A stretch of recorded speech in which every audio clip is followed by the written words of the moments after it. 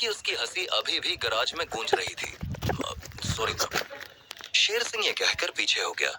और तुम, गाड़ी को देखकर ज्यादा खुश होने की जरूरत नहीं है, कियारा ने यशपाल की ओर देखकर कहा। अरे खुश काहे नहीं होंगे, इतना बढ़िया गिफ्ट दिया है तुमने हमको। एक सेकंड, ये गाड़ी का पैसा हमारी सैलरी से कटेगा? नहीं नहीं, अगर ऐसा है तो हमें नहीं चाहिए ये गिफ्ट। रख लो अपनी ये पीली भैंस अपने पास ही। यशपाल तुरंत ही गाड़ी से बाहर आ गया। सैलरी? किस चीज की सैलरी जीजू? मुझे कुछ समझ नहीं आया। हर्षाली ने कंफ्यूज चेहरे के साथ पूछा। तुम प्लीज अभी अंदर जाओ Harshali, I will get back to you. Kiara ने पहले हर्षाली को वहां से जाने के लिए कहा और फिर शेर सिंह की ओर देखा। और तुम भी शेर सिंह। अपना नाम सुनते ही शेर सिंह वहां से खिसक गया। अब गराज में गुस्से से भरी कियारा और नाराजगी से भरा यशपाल ही खड़े थे। क्या सीन है ये गाड़ी का? यशपाल ने आंखें सिकोड़कर पूछा। देखो, इस गाड़ी के पैसे तुम्हारी सैलरी से नहीं कटेंगे, लेकिन तुम्हें एक बात, नहीं, दो बात याद रखनी होगी। पहली, सिर्फ तुम ही इस गाड़ी को चला सकते हो, लेकिन तुम्हें एक बात, नहीं, दो बात याद रखनी होगी। पहली, सिर्फ तुम ही इस गाड़ी को चला सकते हो, किसी दूसरे को नहीं दे सकते। और दूसरी, तुम खुद भी मेरी परमिशन के बिना इस गाड़ी को हाथ नहीं लगाओगे। कियारा ने प्रोफेशनली धमकी देते हुए कहा। तुम्हारे लिए गाड़ी ज्यादा जरूरी है या हम? ये कैसे पाबंदियां हुई? यशपाल ने अपना ईगो बीच में लाकर पूछा। फिर से बकवास शुरू? You need to be more practical and sincere sometimes. Do you realize? Kiara ने हाथ फोल्ड करते हुए तंज कसा।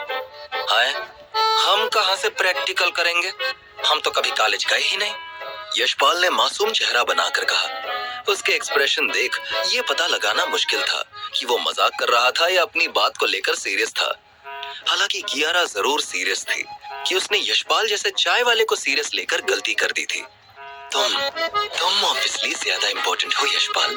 ये गाड़ी तो सिर्फ 6 करोड़ की है, लेकिन तुम्हें तो मुझे हर साल 10 करोड़ देने हैं। कियारा का ताना यशपाल के सीधा दिल पर लगा था।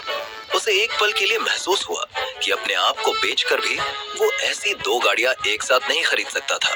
हालांकि ताने का जवाब ताना देकर ही दिया जाता था, इसीलिए यशपाल ने भी गहरी सांस ली और कहा, तो हमरी तरह ये गाड़ी को भी घर लाने के लिए कंपनी के मैनेजर के सामने तुम रेलिंग कूदने चली गई थी का? यशपाल का जवाब कियारा के पूरे शरीर पर जख्म दे गया था।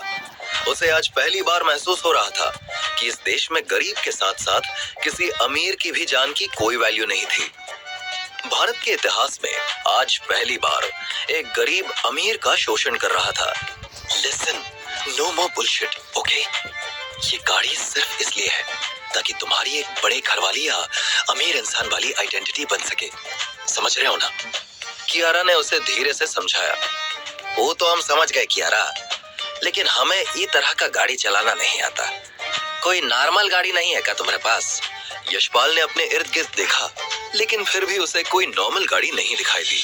उसके पास में लैम्बोल खड़ी थी, सामने कियारा की फायर हॉर्स और पीछे रॉयल रेस। थोड़ी नजर ऊपर करने के बाद ही उसे कोने में 2 और गाड़ियां खड़ी मिली, जिसमें से एक हर्षाली की लेक्सियोटा थी और दूसरी एक रॉडी, जिस पर दुनिया भर की धूल जमी थी। यश तुरंत ही उस रॉडी के पास चला गया। उस गाड़ी की धूल देखकर साफ था कि वो 1 साल से भी ज्यादा वक्त से अपनी जगह से नहीं हिली थी। इतनी धूल देखकर एक बार को तो यशपाल को भी इच्छा होने लग गई थी कि वो उसके कांच पर दिल और तीर बनाकर एक तरफ यश और दूसरी तरफ श्रुति लिख डाले। हालांकि फिलहाल कियारा भी वहां मौजूद थी। ये गाड़ी चलेगा हमको, यशपाल ने कियारा की ओर देखकर कहा। ये गाड़ी तो ठीक है, जैसा तुम चाहो।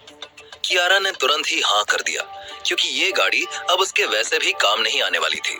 उसने ये गाड़ी सिर्फ ड्राइविंग सीखने के लिए कुछ सालों पहले खरीदी थी और लाइसेंस मिलने के बाद इसे एक साइड पटक कर अपने लिए फायर हाउस खरीद ली थी।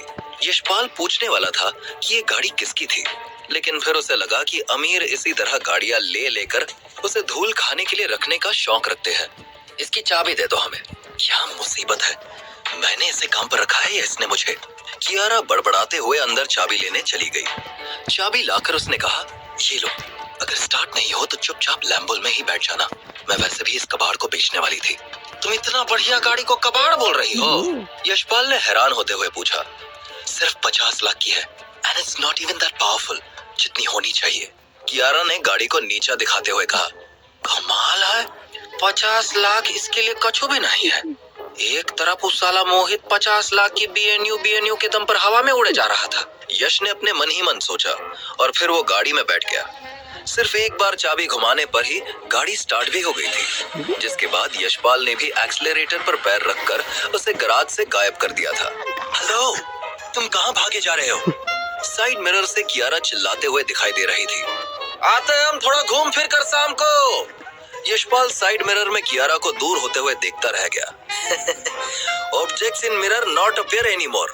जहां एक तरफ शाम हो आने पर मुंबई के बड़े बड़े घर और बिल्डिंग्स लाइट से जगमगाने लगे, वहीं दूसरी ओर स्लम्स में बने टूटे फूटे घरों के बल्ब टिमटिमाने लगे थे। इसी एक टिमटिमाते हुए बल्ब के नीचे एक लड़की बैठकर सामने लगी दीवार को घूरे जा रही थी। श्रुति नाम की ये लड़की वैसे तो रोज इसी टेबल पर मन लगाकर पढ़ाई किया करती थी, लेकिन आज उसका दिमाग काम नहीं कर रहा था।